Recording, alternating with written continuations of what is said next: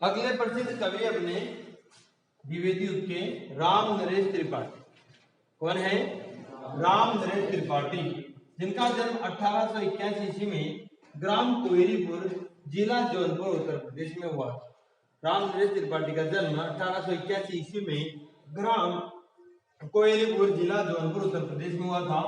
मिलन, पथिक, स्वप्न, ये तीन तो इनके खंड काव्य हैं और मानसिक की फुटकर कविताओं का संग्रह है। मानसिक की फुटकर कविताओं का संग्रह। तो आपको ये ऐसे कैसे याद करने हैं, क्योंकि यहाँ से क्वेश्चन आ चुका है। इनके खंड काव्य कौन कौन से ऐसे याद कर सकते हैं अपन? मिलन, पथिक, स्वप्न।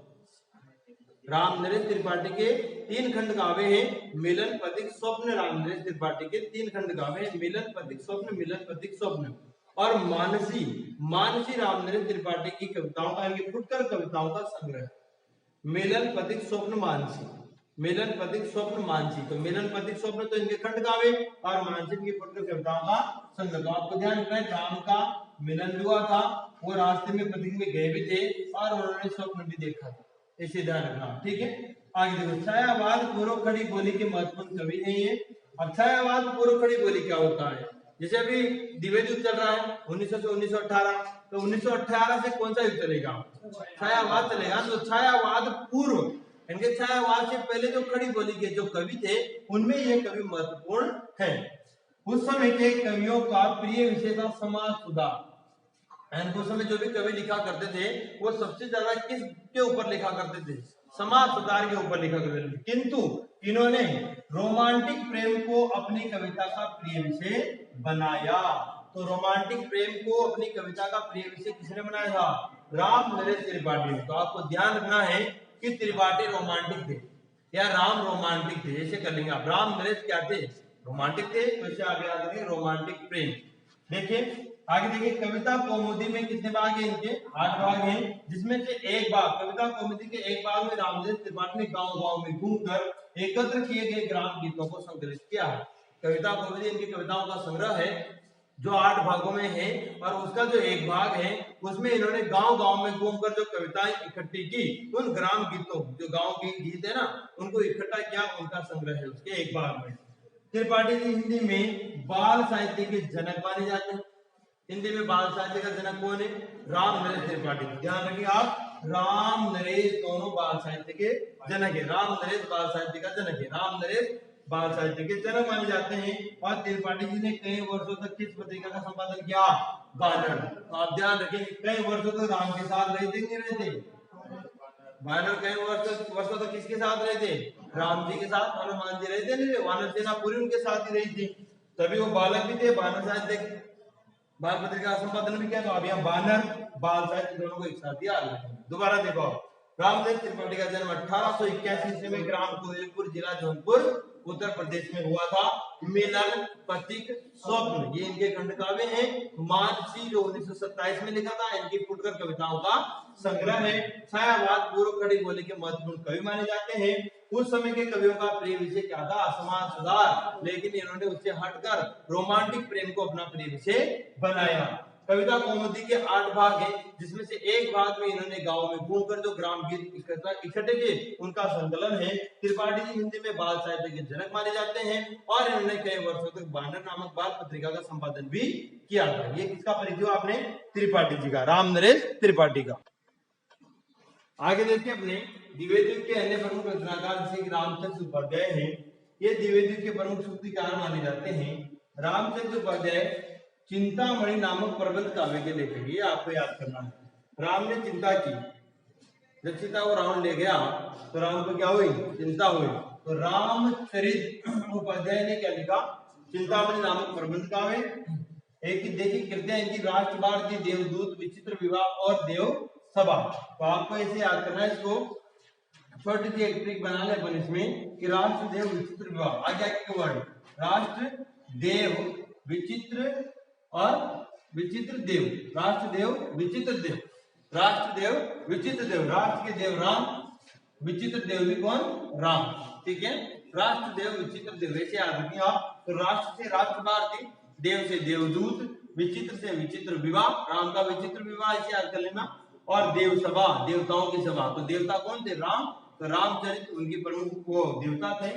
अगले देखिए आप गया प्रसाद शुक्ल सने, ये हिंदी और उर्दू दोनों में काव्य रचनाएं क्या करते थे, श्रृंगार परक कविताएं सनेही उपनाम से, बहुत इंपॉर्टेंट है। और वीर रस परक कविताएं त्रिशूल उपनाम से लिखा करते थे। श्रृंगार में तो क्या होता है, प्रेम होता है, तो स्नेह है, स्नेह का मतलब क्या होता है, प्रेम होता है, तो स्नेही उपनाम से लिखा करते थे। और वीर रस, वहां तो तलवारें चालेगी, त्रिशूल चालेगी, तो वीर रस वगैरह कविताएं त्रिशूल उपनाम से लिखा करते थे। हो जाएगा याद, कौन, गया प्रसाद शुक्ल सनेही।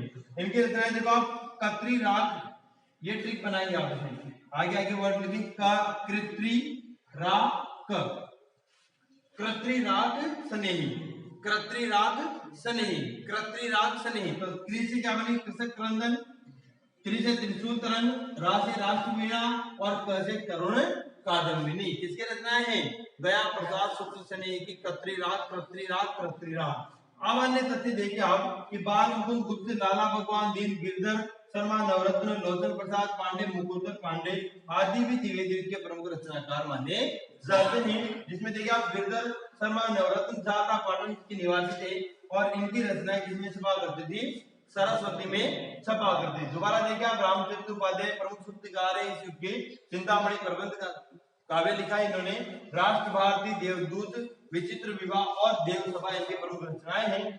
सनेही जी ने देखिए आप हिंदी उर्दू दोनों में लिखा। आगे देखो, ये श्रृंगार परक रचनाएं तो सनेही उपनाम से, और वीर रस परक रचनाएं त्रिशूल उपनाम से लिखा करते थे।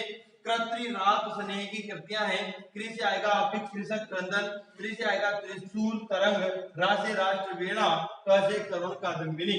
अन्य तथ्य में बाल मुकुंद गुप्त, लाला भगवान दीन, गिरधर शर्मा, नवरत्न, लोचन प्रसाद पांडे, मुकुंदर पांडे, ये सभी किस युग के कवि हैं, द्विवेदी युग के। और इनमें जो गिरधर शर्मा नवरत्न है, वो अपने झालरा पाटन झालावाड़ के निवासी थे, और इनकी रचनाएं किसमें छपा करती थी, सरस्वती पत्रिका में। ठीक है, आगे देखिए, अगले महत्वपूर्ण तथ्य आते हैं अपने भारत युग के। उनमें देखिए आप, बाल मुकुंद गुप्त को भारतेंदु युग और द्विवेदी युग के बीच की कड़ी कहा जाता है। ध्यान रखिएगा आप, बहुत इंपॉर्टेंट है, भारतेंदु युग और द्विवेदी युग। पहले भारतेंदु युग आया, और उसके बाद हम क्या पढ़ रहे हैं, द्विवेदी युग। इन दोनों के बीच की कड़ी किसे कहा जाता है, बाल मुकुंद गुप्त को। किसे कहा जाता है, बाल मुकुंद गुप्त को। वेरी इंपॉर्टेंट प्रश्न है भाई, कि भारतेंदु युग और द्विवेदी युग के बीच की कड़ी किसे कहा जाता है, बाल मुकुंद गुप्त को कहा जाता है। देखिए आप, हिंदी का मॉन्टेन किसे कहा जाता है, ये भी बाल मुकुंद गुप्त को कहा जाता है। दोनों के बीच की कड़ी, और मॉन्टेन कौन है, बाल मुकुंद। मॉन्टेन कौन है, बाल मुकुंद। ठीक है, आपका कोई दोस्त हो बाल मुकुंद, तो उससे जोड़ लेना भाई, वो मॉन्टेन है।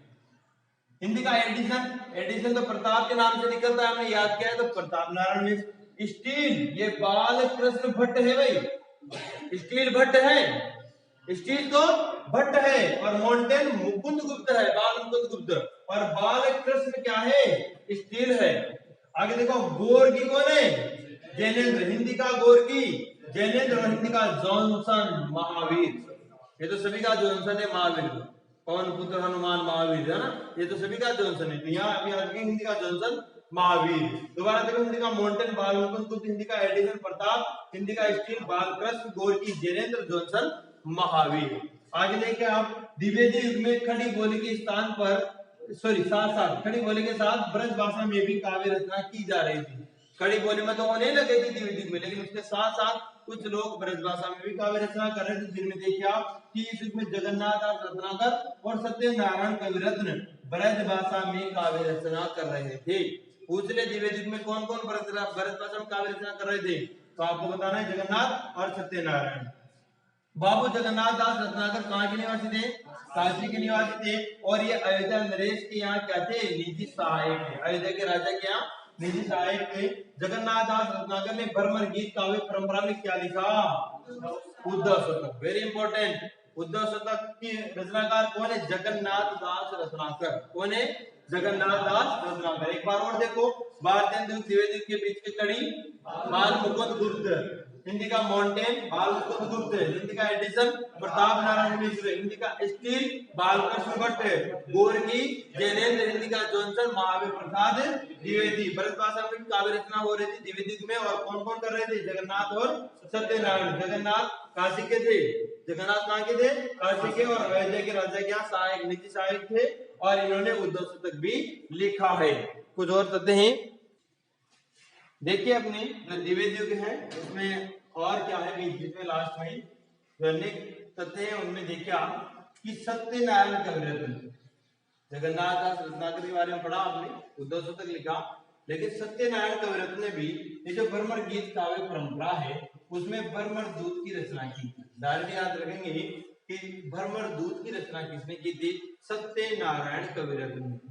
और उद्धव शतक की रचना किसने की थी? जगन्नाथ दास रत्नाकर ने। आगे देखिए आप कि भ्रमर दूत जो इन्होंने लिखा है सत्यनारायण कविरत्न ने, इसमें कंस पर अंग्रेजों का, यानी कि कंस पर किसका आरोप है? अंग्रेजों का। भाई कंस को किसके समान बताया? अंग्रेजों के समान। और माता यशोदा पर किसका? भारत माता का आरोप है। जैसे अंग्रेजों ने भारत माता का शोषण किया वैसे ही कंस ने माता यशोदा को भी तो परेशान किया था, तो वो दोनों के ऊपर आरोपण करके इन्होंने भ्रमर दूत की रचना की है। सत्यनारायण कविरत्न को ब्रज कोकिल कहा जाता है। वेरी इंपॉर्टेंट प्रश्न है भाई कि ब्रज कोकिल किसे कहा जाता है? सत्यनारायण कविरत्न को। ब्रज कोकिल किसे कहा जाता है? सत्यनारायण को। तो आप ध्यान रखिए ब्रज के गोकुल कौन है? सत्यनारायण भगवान, ऐसे ध्यान रखेंगे। अब देखो द्विवेदी की प्रमुख विशेषताएं कौन कौन सी, सिंपली आप याद रखेंगे। इतिवृत्तात्मकता, इनके बहुत ज्यादा बड़ा चढ़ाकर वर्णन करना, बहुत ज्यादा सामाजिक सुधार वगैरह इनके बारे में कई सारी चीजें लिखी गई। अतीत का गौरवगान, यानी कि अतीत का भी जो प्राचीन इतिहास की बातें थी उनका भी गौरवगान किया गया, पुराने जो वीर राजा वगैरह थे उनका भी गौरवगान किया गया, समाज को जागरूक करने के लिए प्रेरणास्पद राजाओं से संबंधित कविताएं लिखी गई। देश प्रेम का स्वर, ऐसे देश प्रेम का स्वर अंग्रेजों के खिलाफ हो गए, धीरे धीरे लोगों में जागरूकता आ रही थी। नैतिकता और आदर्शवाद, नैतिकता भी इसमें थी, आदर्शवाद भी था, और ये सबसे इंपॉर्टेंट है भाई द्विवेदी में किस बोली की प्रधानता थी? खड़ी बोली। इससे पहले हम देख रहे थे भारत युग भी कौन सी थी? भरत भाषा ही चल रही थी। अब यहाँ से किसकी प्रधानता हो गई? खड़ी बोली की प्रधानता।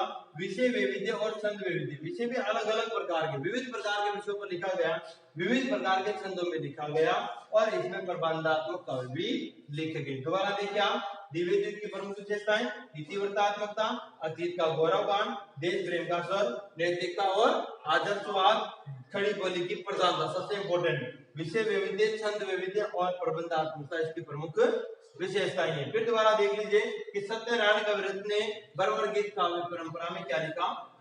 भ्रमर दूत लिखा। भ्रमर दूत में क्या वर्णन है? कंस पर किसका आरोप है? अंग्रेजों का। और माता यशोदा पर भारत माता का आरोप किया गया है। और ब्रज कोकिल किसे कहा जाता है? सत्यनारायण कविरत्न को कहा जाता है। द्विवेदी की प्रमुख विशेषताओं में सबसे पहले आप ये याद करना कि खड़ी बोली की प्रधानता थी, ठीक है। फिर देखा इतिवृत्तात्मकता, अतीत का गौरवगान, देश प्रेम का स्वर, नैतिकता और आदर्शवाद, खड़ी बोली यही सही, विषय वैविध्य, छंद वैविध्य, और लास्ट में आता है प्रबंधात्मकता। ये अपने द्विवेदी युग कंप्लीट हुआ, ठीक है।